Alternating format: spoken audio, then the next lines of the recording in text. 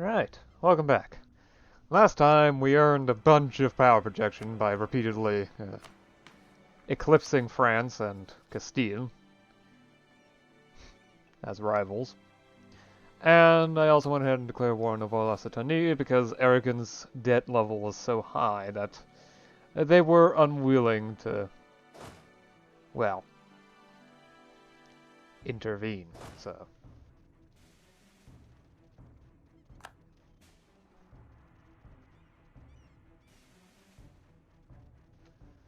Right.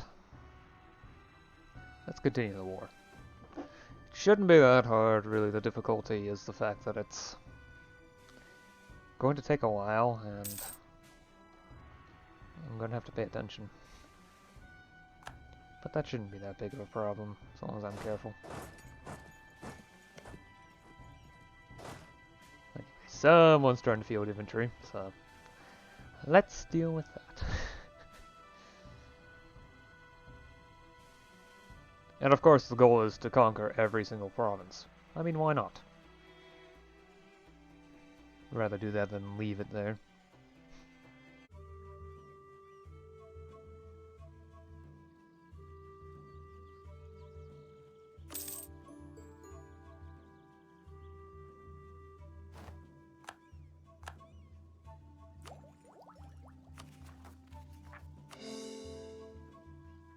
Right, all these provinces can be court directly, so there we are. Right, it's nice to have this province connected. What I don't know is why the name is stretching this way instead of as it was before, but I'm sure anything Tlaxcala at some point will solve that issue.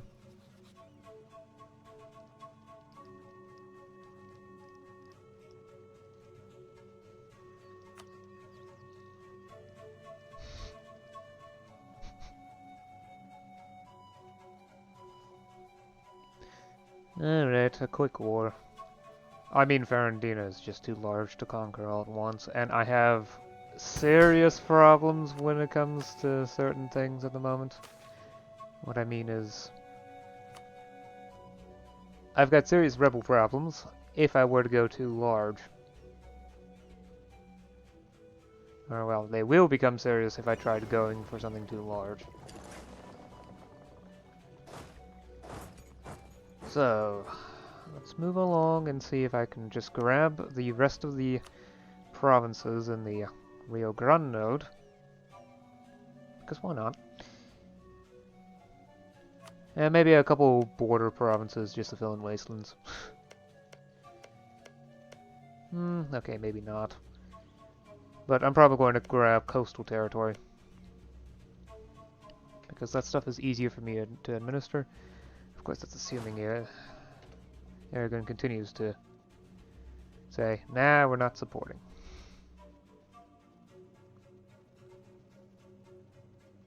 But yeah, I'll probably take along this line and then along the coastline. Not too deep inland. Because I do want provinces that I can tax instead of just stuff to make cores more fun to deal with. Canadian separatists. Ah, so they're going after Canada. Okay.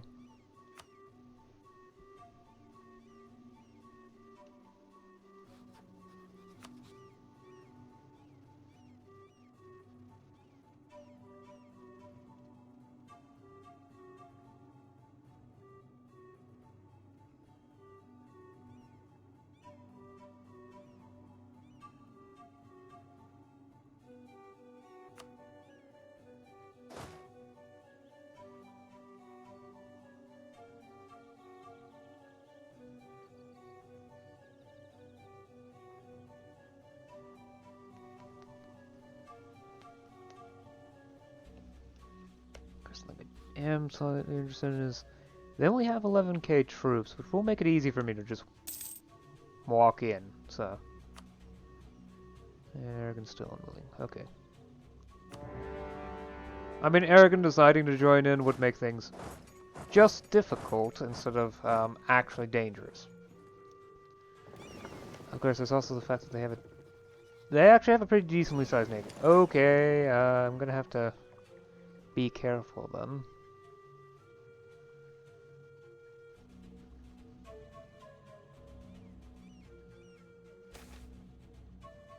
Light food.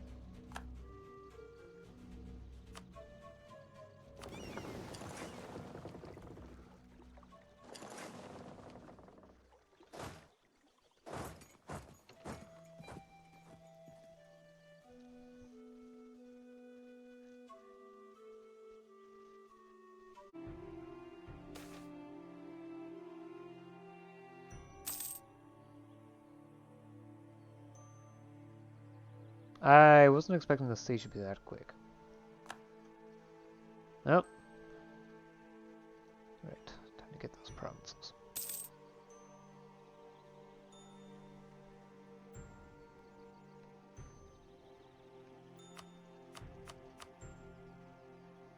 And as much money as I can grab.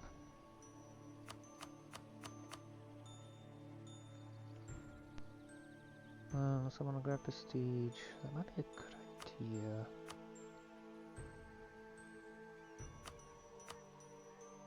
Alright.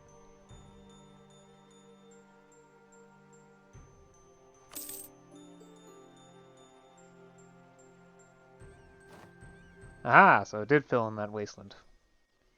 Although it looks a bit odd now that I think about it, but once I grab this province and this province, this wasteland should be filled in, which would make it look a lot better.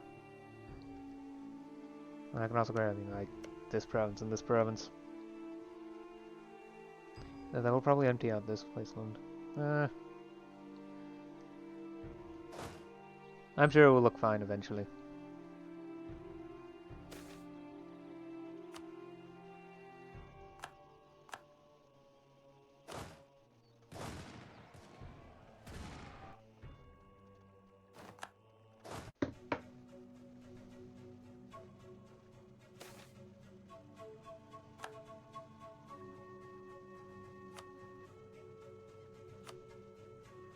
Yeah, the bureaucrats being in power is only going to last a couple of months.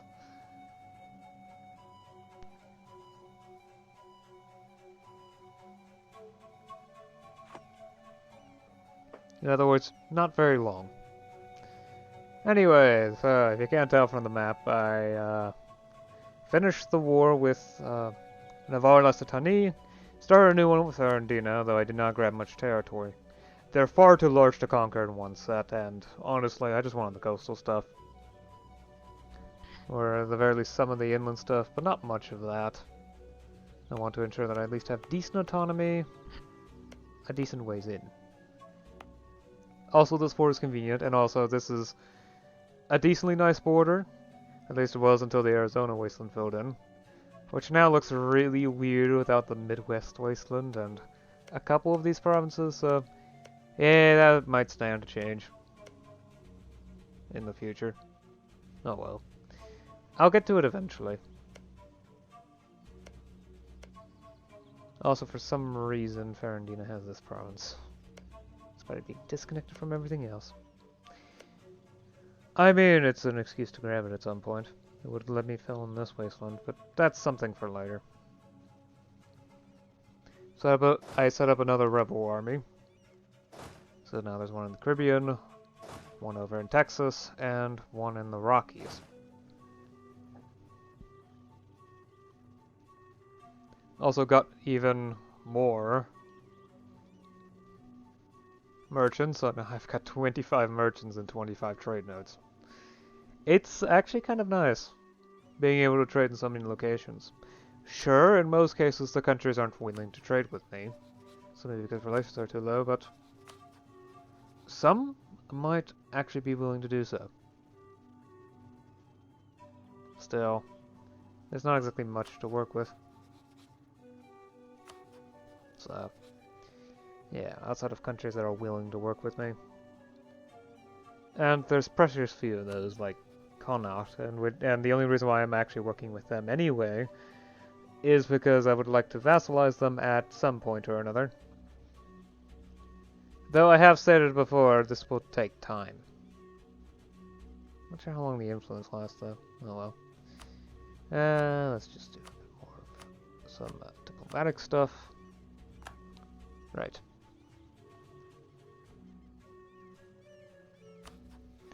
My plan is to eventually get to Arcady, too. Though I will full annex them once I do so. That will be dangerous, at least, with how many provinces I'm trying to core and how many provinces are currently undergoing unrest. Of which there's a decent amount up here, and there's some over here, or at least there used to be some over here. Recent uprising modifier. And then there's quite a bit over here, and some over here as well. Which, by the way, are Canadian separatists. They have actually managed to siege one province down this one. So, Nova France.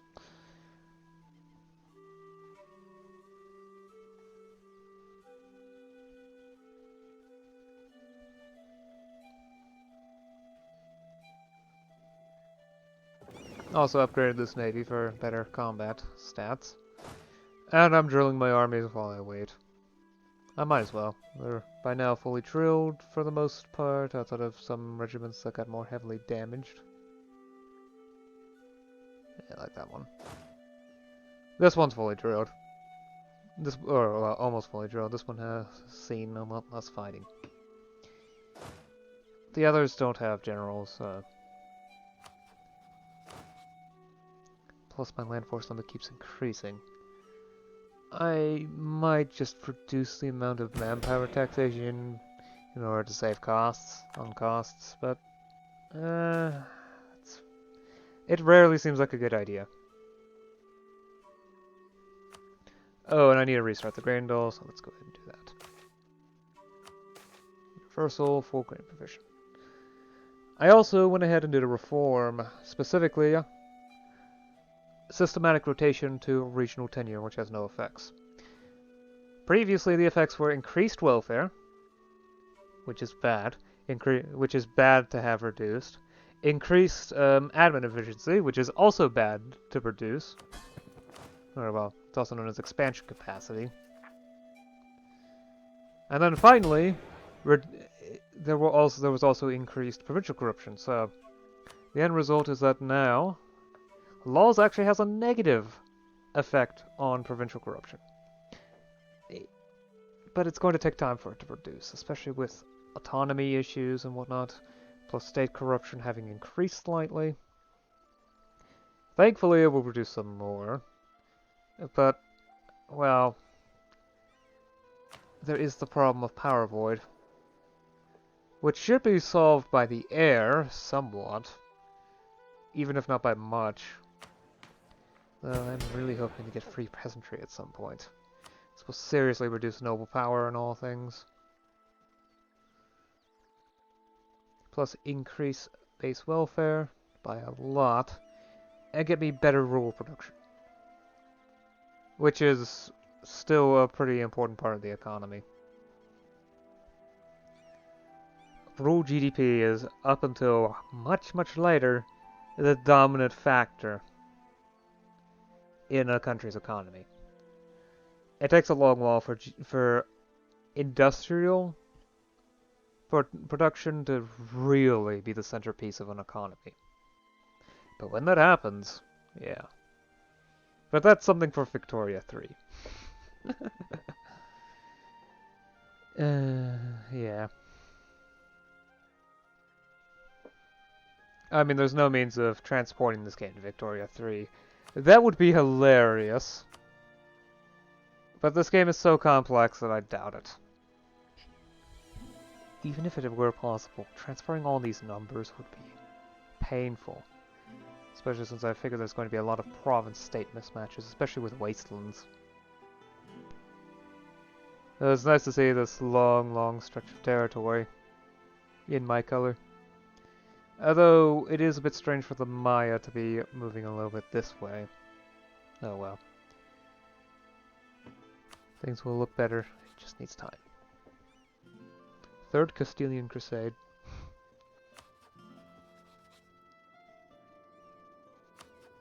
More worrying is the fact that there's England that could potentially cause problems.